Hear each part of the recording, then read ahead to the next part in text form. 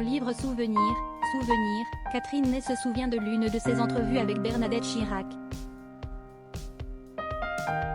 En 1995, la première dame se souvenait exactement d'une phrase que lui avait prononcée sa belle-mère, des années auparavant.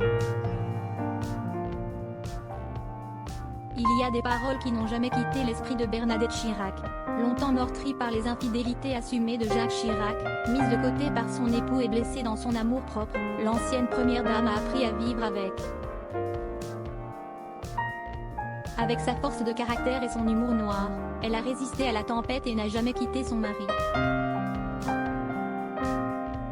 Mais dans sa peine, elle n'a pas reçu le soutien qu'elle attendait. Esseulée par Jacques Chirac, elle l'a aussi par leur fille Claude et par sa belle-mère. D'ailleurs, Bernadette a été traumatisée par l'une des phrases prononcées par Marie-Louise Chirac, comme le raconte la journaliste Catherine Ney dans son ouvrage « Souvenirs ».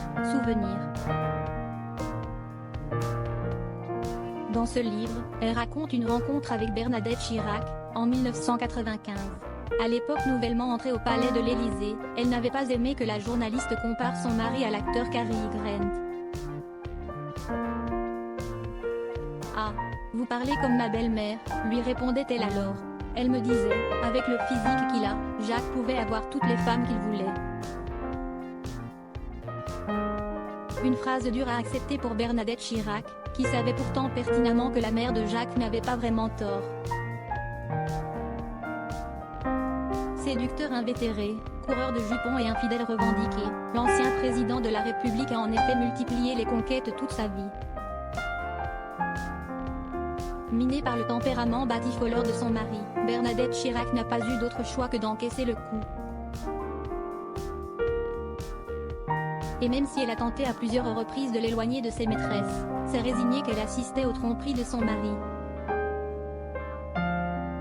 Pourtant, sa belle-mère lui a aussi été d'une grande aide, notamment lors de la genèse de leur histoire d'amour.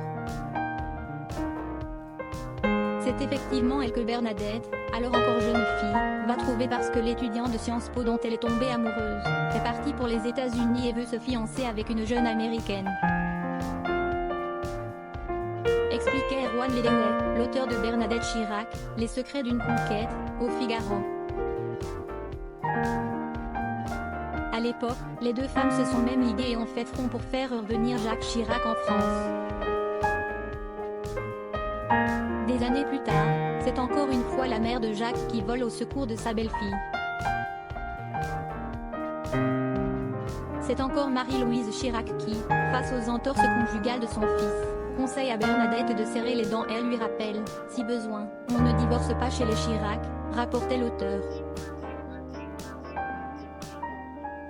Là encore, c'est une phrase que Bernadette Chirac n'oubliera jamais.